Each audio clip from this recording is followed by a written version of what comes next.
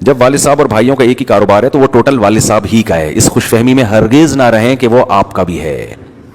اللہ نہ کرے ابا کا انتقال ہو گیا تو بہنوں کا پورا پورا اس میں سے حصہ نکلے گا. یہ خوب اچھی طرح کھوپڑی میں بٹھا لے ہوئے بات. آج یہ ہوتا ہے, میں بار بار یہ مسئلہ بتا چکا ہوں لیکن کھوپڑی میں بیٹھ نہیں رہا لوگوں کے. ابا کا بزنس تھا, دکان تھی چھوٹی سی گٹکے کی, آپ نے اس کو ترقی دے کر ایک بہت بڑا شاپنگ ہال بنا دیا اور لاکھوں کروڑوں کا بزنس بنا دیا. تو ابا کے مرنے کے بعد آپ کو ثواب کے علاوہ کچھ بھی بولو نہیں ملے گا. ہاں وہ سارا, کیونکہ اس میں آپ ابا کے معاون اور مددگار ہیں, اور معاون اور مددگار کو ایگریمنٹ کے بغیر صرف ثواب ملتا ہے. اور ایگریمنٹ بھی وہ ہوگا جو کیا مطلب ایگریمنٹ یہ کر سکتے ہو آپ کہ ابا میں جو آپ کی دکان میں اتنی محنت کر رہا ہوں تو بزنس میں یا تو مجھے شریک کرو, اتنے % بزنس کا مجھے مالک بناؤ. بات آ رہی ہے سمجھ میں؟ مجھے مالکانہ حقوق دو, یا پھر میری الگ سے تنخواہ رکھو اس میں.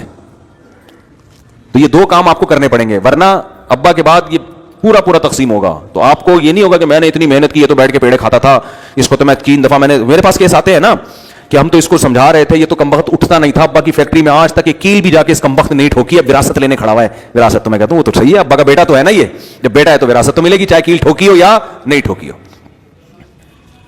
کیل ٹھوکنے اور نہ ٹھوکنے کا وراثت سے کوئی تعلق نہیں ہے, پوری پوری وراثت ملے گی. تو کہہ رہے ہم نے جو اتنی محنت کی, لوگوں کا پھر سوال ہوتا ہے ہم نے جو دن رات ایک کر دیے فیکٹری کو آسمان تک پہنچانے میں, تو ہمیں کیا ملے گا؟ میں فوراً کہتا ہوں آپ کو ثواب ملے گا. ثواب کے علاوہ آپ کو کچھ بھی نہیں ملے گا. تو پیسے ملتے ہیں یا تو شرکت کی بیس پہ کہ آپ کا بھی حصہ اس میں شیئر ہو آپ کا, اس کے علاوہ نہیں ملتے پیسے. سمجھتے ہو؟ اچھا ایک بہت اہم, یہ اس میں خاص طور پہ ان کو بولیں کلپ بنائیں, یہ بہت بڑا مسئلہ ہے, بہت پھڈے ہو رہے ہیں اس پہ.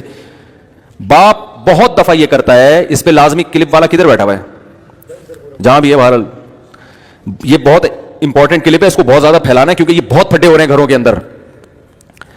ابا یہ کرتے ہیں کہ زندگی میں, بھائی موبائل نہ کھولیں, زندگی میں کسی بچے کو یہ کہہ کر وراثت سے دستبردار کر دیتے ہیں کہ تم یہ دکان لے لو یا یہ فلیٹ لے لو اور اسٹیمپ پیپر پہ لکھ کے دے دو کہ اب میرے مرنے کے بعد تمہارا میری وراثت میں کوئی حصہ بولو نہیں ہوگا.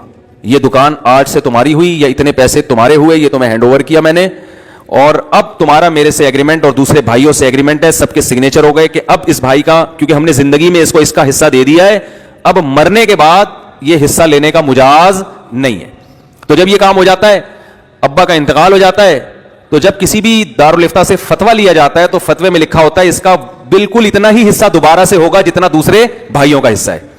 پھر لوگ کہتے ہیں یار یہ کیا ہو رہا ہے, پھر میرے پاس لا کے اسٹیمپ پیپر دکھا رہے ہوتے ہیں کہ بھائی اس نے تو خود لکھا تھا کہ میں وراثت مرنے کے بعد حصہ نہیں لوں گا, اب یہ کس بیس پہ مانگ رہا ہے؟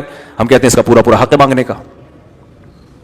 نہیں آ رہی بات میرا خیال ہے, کیونکہ زندگی میں وراثت معاف کرنے سے معاف نہیں ہوتی. وجہ اس کی ہے کہ جو حق ابھی تک بنا ہی نہیں ہے, پہلے سے اس سے درسبداری ہو ہی نہیں سکتی.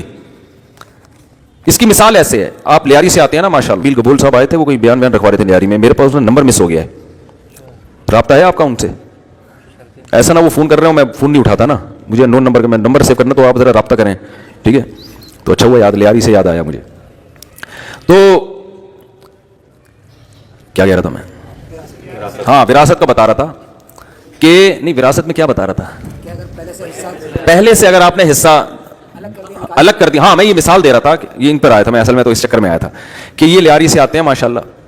میں نے ان سے کہا کہ آج کے بعد اگر آپ مجھ سے قرضہ لیں گے یا فیوچر میں آپ مجھ سے کوئی قرضہ لیں گے, نہیں اور آسان کر کے بتاتا ہوں کہ میں نے آپ کو 1 لاکھ روپے معاف کر دیے.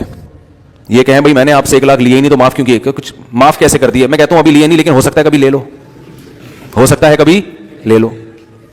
اب اتفاق ہوا کہ ایک دن انہوں نے لے لی 1 لاکھ روپے. اب میں گیا بھائی میرے 1 لاکھ روپے واپس کر. انہوں نے کہا آپ نے پہلے کہا تھا کہ 1 لاکھ میں نے کیا کر دیے, معاف کر دیے. تو یہ ان کی بات شریعت نہیں سنتی, اس لیے کہ معاف وہ حق کیا جاتا ہے جو ثابت ہو چکا ہو. جب یہ 1 لاکھ روپے لیں گے, ان پر 1 لاکھ واجب ہو جائیں گے, ان کے ذمے ہو جائیں گے, پھر مجھے یہ حق حاصل ہے کہ میں چاہوں تو لوں, چاہوں تو معاف کر دوں. ایک چیز ابھی ہوئی نہیں ہے تو پہلے سے معافی نہیں ہوتی. آپ نے اناؤنسمنٹ کر دی آج کے بعد کوئی بھی مجھ سے کوئی بھی چیز خریدے گا تو جتنے کی بھی خریدے گا میں نے پہلے سے پیمنٹ معاف کر دی ہے, تو یہ معاف نہیں ہوتی. اس لیے کہ جب آپ اس کو ایک چیز بیچیں گے تو اس کے ذمے قرض آئے گا, دین آئے گا. جب حق آئے گا اس آنے کے بعد آپ معاف کریں گے تو معاف ہوگا, آنے سے پہلے معاف نہیں ہوتا.